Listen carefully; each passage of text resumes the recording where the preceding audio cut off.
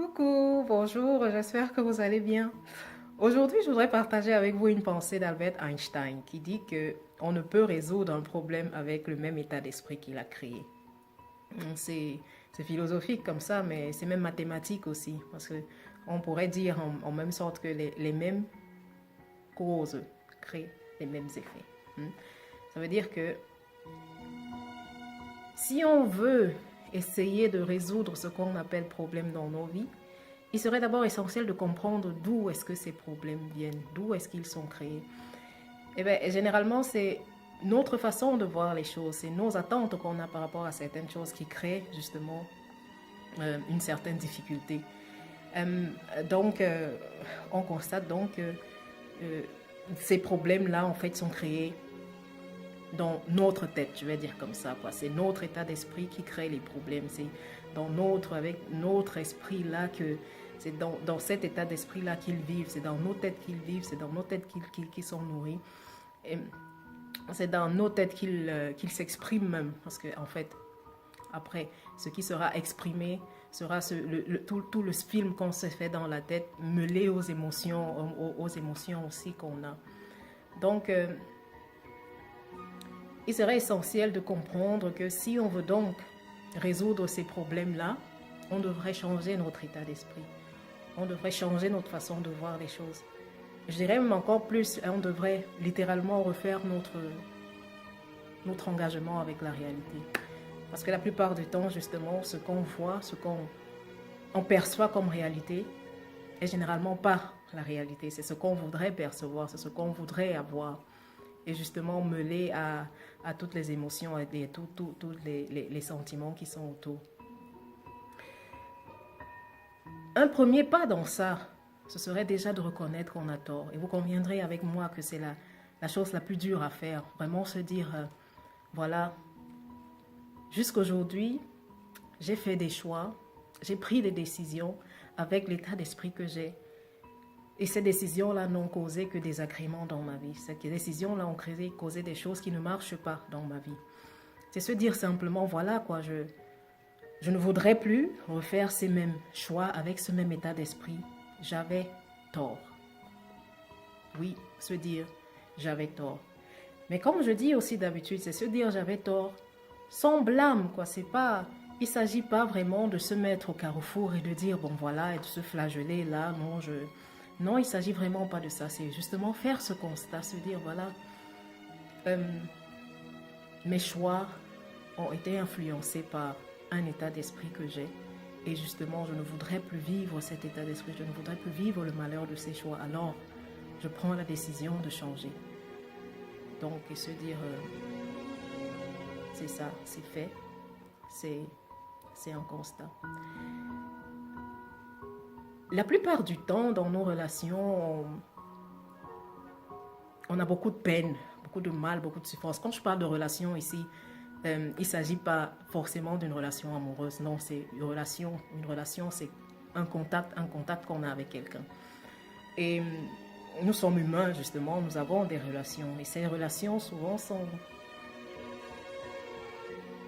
entachées de beaucoup de douleur, beaucoup de souffrance, parce que la plupart du temps, on aime les gens avec qui on est pour ce qu'on voudrait avoir, pour ce qu'on voudrait voir dans eux. Alors ce qu'on voudrait, on devrait comprendre pourtant, c'est pour qu'une relation fonctionne comme il faut, il serait mieux de se focaliser sur ce qu'on trouve de positif, sur les gens avec qui on a ces relations-là, sur ce qu'on trouve de bien, sur ce qu'on trouve d'important dans cette personne, plus mettre son énergie sur ce genre de choses et non sur des choses qui nous écœurent, qui nous touchent, qui nous blessent, qui nous flagellent. C'est pas nécessaire. Et je dirais, comme le célèbre poète Robert Frost le disait déjà, on aime ce qu'on aime pour ce que c'est. Du moins, je dirais, on devrait aimer ce qu'on aime pour ce que c'est. Oui. Aimer ce qu'on aime pour ce que c'est. Pas pour ce que ça devrait être, ou pas pour ce qu'on voudrait avoir, ou pas pour ce que c'était hier. Non. Aimer simplement pour ce que c'est. Et je pense que c'est ça la grosse difficulté. Généralement, on a des attentes, on a des aspirations et quand ces attentes et ces aspirations-là ne sont pas atteintes, on omet de voir le côté positif des gens qui nous entourent. Mais je vous promets, quand vous vivez avec cet état d'esprit, ce mindset, comme les Anglais disent, vous vous surprenez généralement à voir les choses positives que vous n'avez jamais vues sur les gens qui vous entourent. Ces choses-là encore qui vous raccrochent, qui vous accrochent à eux. Malgré tout le négatif qu'ils puissent avoir, vous trouverez cette petite étincelle de positif là qui vous permettra de vous accrocher à votre relation, qui vous permettra vraiment de jouir de votre relation en toute quiétude. Parce que justement, cette étincelle de positif là mettra toute la lumière sur tout le négatif.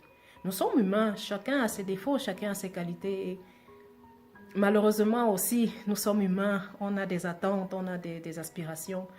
Et généralement, on se focalise sur ces attentes-là et ces aspirations qu'on ne voit pas au bord du plat. Je ne sais pas si on dit ça en français, c'est vraiment une expression traduite littéralement de l'allemand. On voit juste là ce qui est devant ses yeux, qu'on n'arrive pas vraiment à voir au-delà, à voir ce qu'il y a de bien en dessous de cette poussière-là. On n'arrive pas à aller jusqu'au fond pour chercher cette émeraude, ce diamant qu'il faut encore épousseter. Donc, vraiment, une fois qu'on a compris ça, on arrive à vivre une relation vraiment florissante.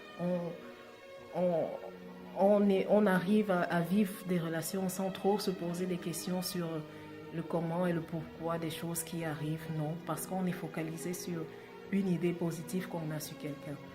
Et des gens qui vivent ce genre de relation vivent dans leur vie vraiment une vie de plénitude totale. Ils vivent, et vous conviendrez avec moi aussi que tant nous sommes humains, nous sommes des êtres sociaux. On a besoin des gens autour de nous. Mais si les gens qu'on a autour de nous ne nous apportent que tristesse, ou alors si notre état d'esprit ne nous fait voir que tristesse ou ne nous fait voir que négatif dans ces gens-là qui sont autour de nous, et on vivra notre vie comme ça de relation triste en relation triste, ou même encore on vivra une vie de complète tristesse, quoi, parce que il suffit juste que l'idée ou l'image qu'on s'est fait de quelqu'un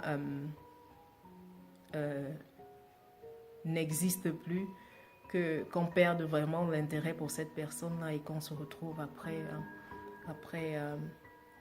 confiné, on se retrouve après à vivre sa vie sans vraiment jouir de tout ce qu'il y a autour.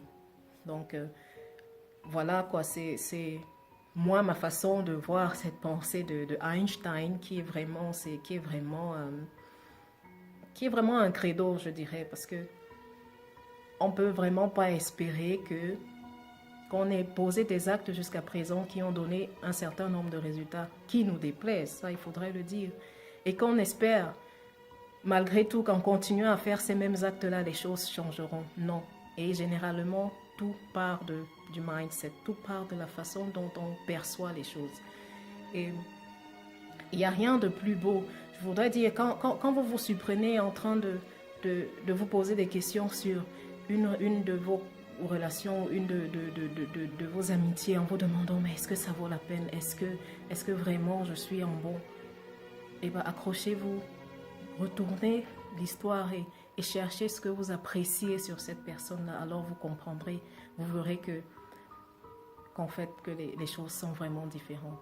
Et là, alors, vous jouirez pleinement de vos relations. Accrochez-vous sur ce qu'il y a de positif sur les gens qui vous entourent. Parce qu'il n'y a jamais du 100% positif. Non.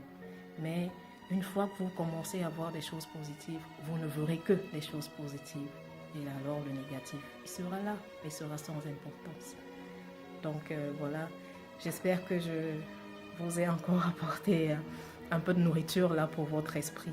Et vraiment, j'espère vous revoir très bientôt. Et d'ici là, portez-vous bien et restez connectés à la source. Allez, namaste. Ciao, ciao, ciao.